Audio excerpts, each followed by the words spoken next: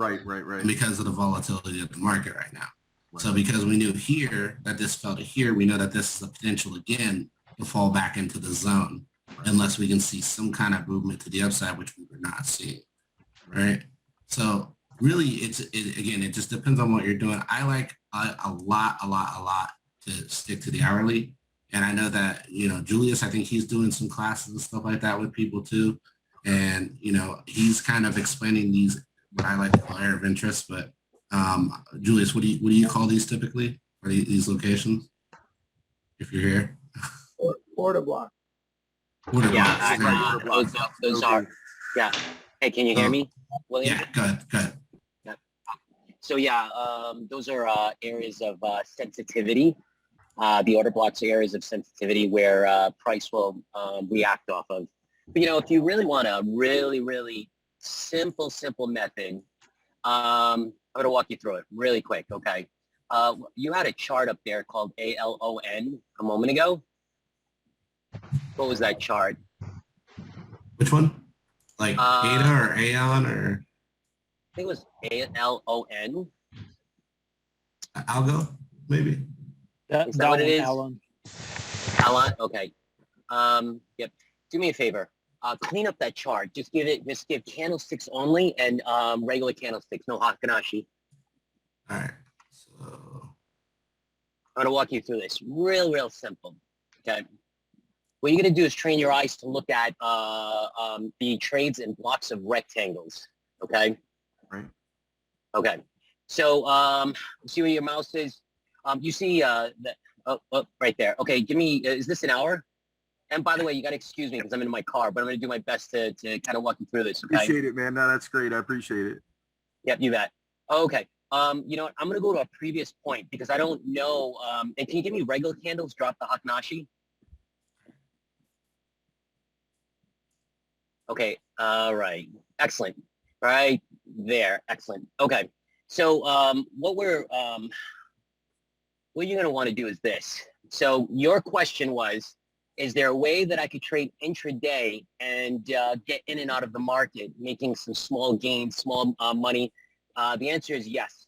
Yeah. What it's going to take is identifying your blocks, rectangular blocks of support and resistance. Okay, so let's see. I wonder if there's an annotation tool on my phone here. Hold on a moment. I'm in my car. Let me see if I could. Who can see what we share? I think I got it. Yep. Okay. Do you want to screen share, or you want me to do it? I can't because I'm in the car. Okay, you're fine. Okay. Okay. See where your mouse is right there? Okay. Yeah. Draw a horizontal line up the top there. Drop it right there. Yep. Right there. Bam. Okay. So go down to the bottom of the resistance on the left side, right where that little consolidation is. Right there. Yep. Draw a line right there. Okay. Now drop a fib level, and what I want to identify is the 50 line and draw another line for the 50. Okay. So what you're going to do is the top and bottom of your fib, 0 to 100, is going to be between that support and resistance. All right. Now find your 50 line and drop another horizontal line on that 50. You got it? You're talking about the 0.5, right? Yes, 0.5. Yep, the 50%. Okay, boom. Now erase your fibs. Boom, right there. See that right there? Yeah. There are your markings. What we've done is we have identified major support. Major swing structure, which is at the bottom, which is your support. We've identified major swing, major structure on the top, which is your resistance line. And we have identified the 50% line. So that 50% line is important to identify because what it does is it identifies what is called institutional discount range. Okay. Now, are we on the hourly chart? Is that what that is here? Yeah, this is the hourly. You want me to change it? Okay. No, keep it right there, hourly, because we're identifying entries on a 1 hour chart. And this is what we're looking for is the 1 hour chart. So now that we have the identification of the 50 line, understand that the market maker, whales and institutions, will push pricing, in this case, into the 50 line as a pullback or better in order to get better pricing for an entry or to mitigate a losing trade. Okay, so how we take advantage of it is every time price hits that 50 line or better, right? That's your entry for a buy. You see that? Right. Okay. Okay. And what you're going to be doing, so that is a market structure pattern. That's number one, that's market structure pattern. Number two, you're going to be looking for candlestick pattern for your confluence. So in this case, on the hourly chart, you're going to be looking for a reversal candle. Okay. Okay. Because the reversal, and it has to be a nameable reversal candle, such as a pin hammer, such as an engulfing, such as from a morning star or an evening star, depending if you're grabbing the trade at the top or bottom. So you see where it hit the 50 line the first time it hit the 50, not there, move to the right a little bit, that hammer, that pin hammer on 1 hour engulfing, you see that? Actually, It's read this for a while. yep. So like, you mean like right in here? No, can you go back to that same view? Oh yeah, Go back. right here. Yep. Zoom. Squeeze it in. Yeah, squeeze it in. Okay. You see right there. Nope. Go back, because we don't have to zoom in. We can actually see it on the point of view that you just had it on. You talking about this one right here, this big one? Not that one, because we need to identify a pullback, because in this case we are entering in on the right pullback. here? Nope. Go your first pullback on the right. Go to the right. A lot more to the right, not left. Right. Oh right, sorry. Yeah. Yep. So you notice you went from support to resistance, then pull back. Yep. From bottom to the top, and that first pullback. So here you're at the bottom. Go all the way up to the top. Right where it peaked there. It peaked higher, all the way to the top. To the yep. Keep going. Yeah. Keep flowing with it. If you notice, that's institutional order flow. This is the flow of money. Keep going up, past the 50, all the way up to the resistance. Yeah. Keep going, climb, boom, that's resistance. Now that we hit resistance, you're going to see pullback. This is where you're going to be dropping your fib line. Drop all the way down to the pullback. Keep going lower. Follow it. Keep going, boom, right there. You see that engulfing hammer? Right there, where your arrow is. Yeah, right here, right? Yes. All right. Now, yes, that's your entry. At the close of that 1 hour confirmation candle, it is a nameable reversal candle. It is an engulfing candle, which engulfs the previous little candle there, which trying my best to see what that is. Looks like a doji. Okay, so what have we done? We have identified a support and resistance, right? And we've identified where 50% of the entire support and resistance. We know that whales and institutions will look to pull back into the 50 or better, in this case 50 or lower, because they're seeking to get better pricing. Right.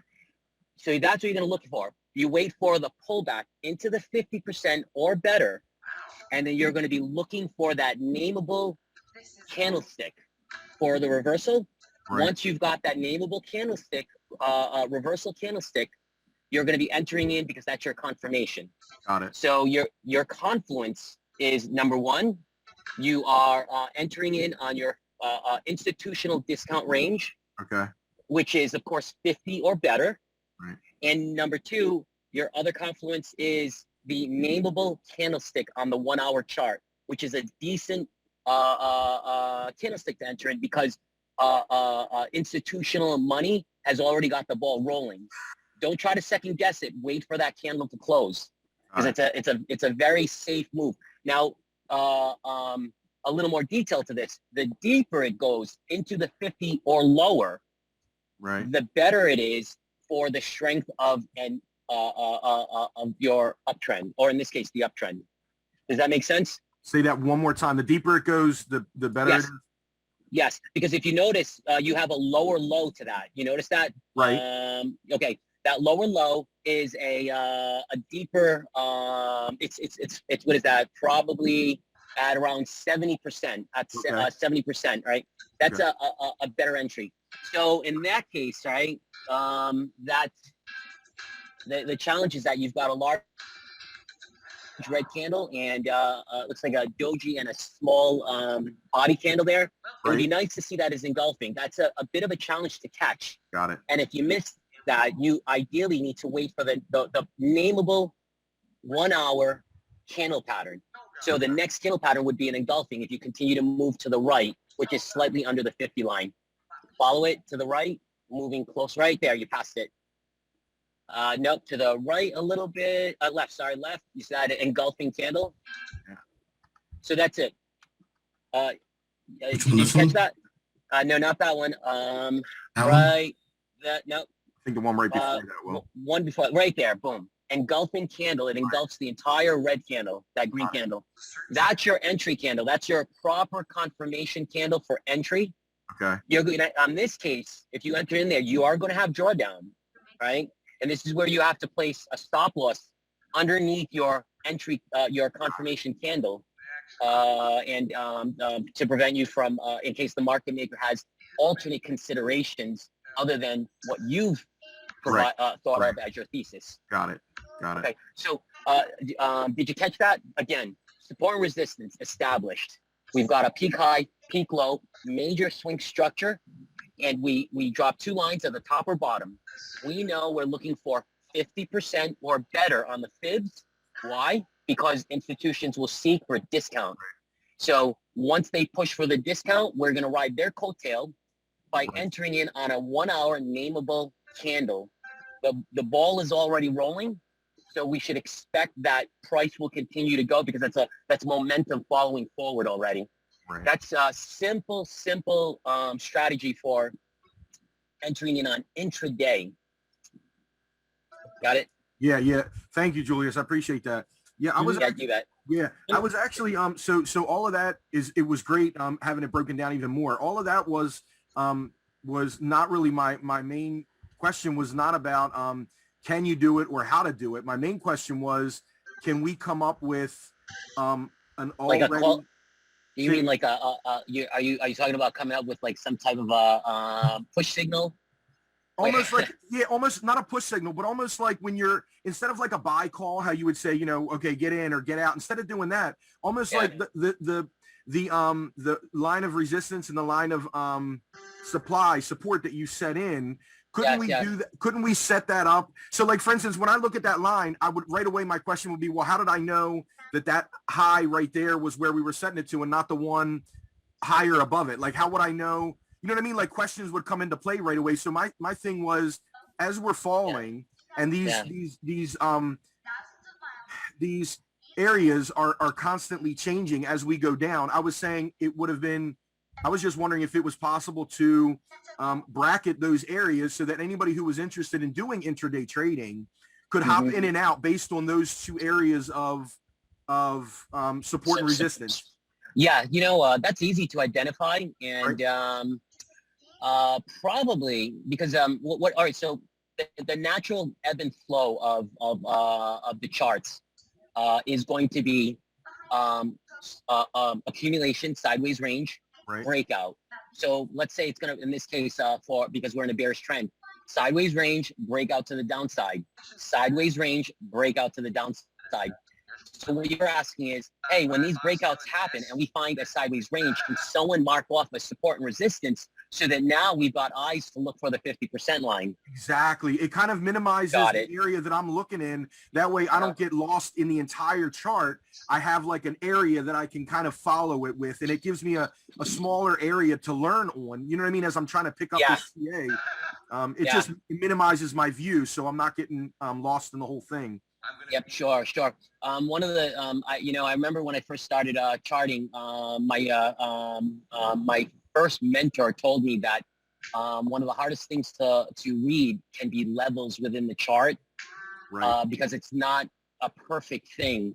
He told me, continue to learn how to read chart patterns, candle patterns, market structure patterns, and he said eventually you'll learn just by staring at charts enough. Right. He says typically it takes someone over a year to kind of read levels properly. Right. I'll tell you, I suppose I could, on a daily basis, I can look at the charts and then just kind of mark it up and then submit it to technical analysis and say, hey guys, here's the smart resistance. Here's the 50 line. As I see it, I could just drop it on there and just keep it real simple. Guys, this is support and resistance. Here's the 50 line. Go for it. Right. I was going to say, because that's a lot on one person in particular. You don't even have to do like every day. I was just saying when you saw an area open up and you're like, wow, it looks like it's going to kind of bounce in this area for a week or whatever, a couple of days. You could, you know what I mean? Like it doesn't have to be a daily thing because that's a lot. But I'm looking at the charts daily anyways, especially BTC. I absolutely love staring at charts. So, you know, awesome. I could do that. That's not a big deal. It's actually a very, very easy thing. Super quick, 5 minutes. I do it on my phone, even if I'm not running around at the gym or whatever.